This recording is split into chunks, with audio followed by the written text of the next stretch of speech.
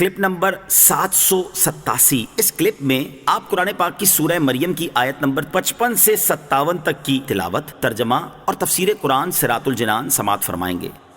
بسم اللہ الرحمن الرحیم۔ ترجمہ، اللہ کے نام سے شروع جو نہایت مہربان رحمت والا ہے۔ وَكَانَ يَأْمُرُ أَهْلَهُ بِالصَّلَاةِ وَالزَّكَاةِ وَكَانَ عِندَ رَبِّهِ مَرْضِيًّا۔ ترجمہ، اور وہ اپنے گھر والوں کو نماز اور زکوٰۃ کا حکم دیتا تھا اور وہ اپنے رب کے ہاں بڑا پسندیدہ بندہ تھا۔ وَكَانَ يَأْمُرُ أَهْلَهُ بِالصَّلَاةِ وَالزَّكَاةِ، اور وہ اپنے گھر والوں کو نماز اور زکوٰۃ کا حکم دیتا تھا۔ ارشاد فرمائے کہ حضرت اسماعیل علیہ السلام اپنے گھر والوں اور اپنی قوم جرہم کو، جن کی طرف آپ علیہ السلام مبعوث تھے، نماز قائم کرنے اور زکوٰۃ ادا کرنے کا حکم دیتے تھے، اور آپ علیہ السلام اپنی طاعت و اعمال، صبر و استقلال اور احوال و خصال کی وجہ سے اللہ تعالیٰ کی بارگاہ کے بڑے پسندیدہ بندے تھے۔ اہل خانہ کو نماز کی تلقین کرنے میں نبی اکرم علیہ السلام کی سیرت۔ سید المرسلین صلی اللہ علیہ وسلم مختلف مواقع پر اپنے اہل خانہ کو نماز وغیرہ کی تلقین فرمایا کرتے تھے۔ چنانچہ حضرت عبداللہ بن سلام رضی اللہ عنہ فرماتے ہیں، جب حضور اقدس علیہ السلام کے اہل خانہ پر کوئی تنگی آتی تو آپ انہیں نماز پڑھنے کا حکم ارشاد فرماتے۔ حضرت ثابت رضی اللہ عنہ فرماتے ہیں کہ جب حضور پرنور علیہ السلام کے اہل خانہ کو کوئی حاجت پہنچتی تو آپ اپنے اہل خانہ کو ندا فرماتے، اے اہل خانہ نماز پڑھو، نماز پڑھو۔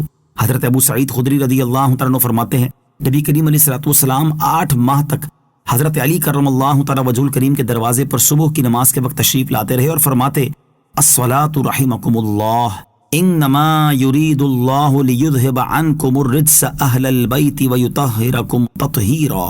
نماز پڑھو اور اللہ تعالیٰ تم پر رحم فرمائے۔ اللہ تو یہی چاہتا ہے کہ تم سے ہر ناپاکی دور فرما دے اور تمہیں پاک کر کے خوب صاف ستھرا کر دے۔ اہل خانہ کو نماز کا حکم دینے کی ترغیب۔ معلوم ہوا کہ اپنے گھر والوں کو نماز کا حکم دینا اللہ تعالیٰ کے انبیاء کرام علیہ السلام کی سنت ہے، لہٰذا ہمیں بھی چاہیے کہ ہم اپنے گھر والوں کو نماز قائم کرنے کا حکم دیں اور اس کے علاوہ ان تمام کاموں کا بھی حکم دیں جو جہنم سے نجات ملنے کا سبب ہیں۔ اللہ تعالیٰ ارشاد فرماتا ہے، یا ایہا الذین آمنوا قوا انفسکم واہلیکم نارا وقودها الناس والحجارة عليها ملائكة غلاظ شداد لا يعصون الله ما أمرهم ويفعلون ما يؤمرون۔ ترجمہ، اے ایمان والو، اپنی جانوں اور اپنے گھر والوں کو اس آگ سے بچاؤ جس کا ایندھن آدمی اور پتھر ہیں۔ اس پر سختی کرنے والے طاقتور فرشتے مقرر ہیں جو اللہ کے حکم کی نافرمانی نہیں کرتے اور وہی کرتے ہیں جو انہیں حکم دیا جاتا ہے۔ نماز فجر کے لیے جگانے کی فضیلت۔ نماز فجر کے لیے جگانا حضور پرنور علیہ السلام کی سنت ہے۔ چنانچہ حضرت ابو بکر رضی اللہ تعالی عنہ فرماتے ہیں، میں سرکار دو عالم علیہ السلام کے ساتھ نماز فجر کے لیے نکلا تو آپ جس سوتے ہوئے شخص کے پاس سے گزرتے اسے نماز کے لیے آواز دیتے یا اپنے پاؤں مبارک سے ہلا دیتے۔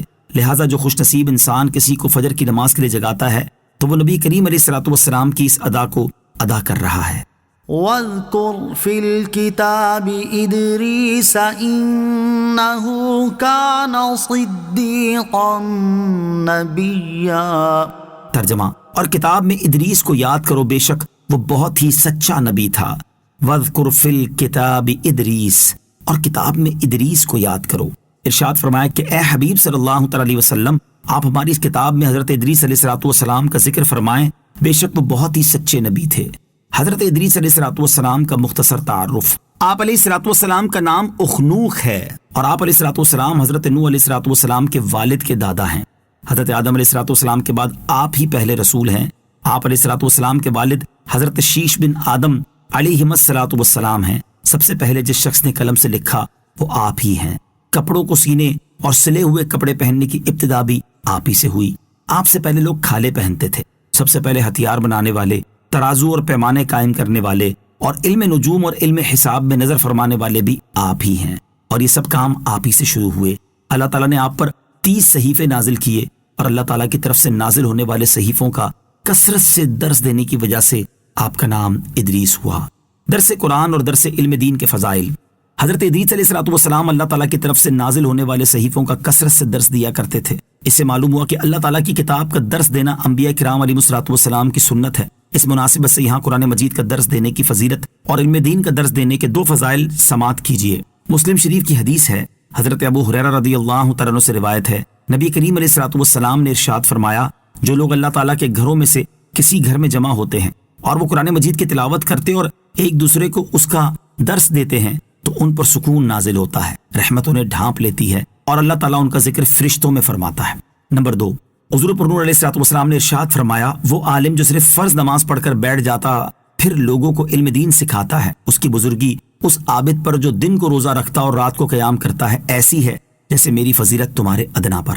نمبر 3، حضرت عبداللہ ابن عباس رضی اللہ تعالیٰ عنہما فرماتے ہیں، رات میں ایک گھڑی علم کا پڑھنا پڑھانا پوری رات عبادت کرتے ہوئے بیدار رہنے سے افضل ہے۔ وَرَفَعْنَاهُ مَكَانًا عَلِيًّا، ترجمہ، اور ہم نے اسے ایک بلند مکان پر اٹھا لیا۔ وَرَفَعْنَاهُ مَكَانًا عَلِيًّا، اور ہم نے اسے ایک بلند مکان پر اٹھا لیا۔ حضرت ادریس علیہ الصلوۃ والسلام کو بلند مکان پر اٹھا لینے کے بارے میں قول یہ ہے کہ اس سے آپ علیہ الصلوۃ والسلام کے مرتبے کی بلندی مراد ہے، اور ایک قول یہ ہے کہ آپ علیہ الصلوۃ والسلام کو آسمان پر اٹھا لیا گیا ہے، اور زیادہ صحیح یہی قول ہے کہ آپ علیہ الصلوۃ والسلام کو آسمان پر اٹھا لیا گیا ہے۔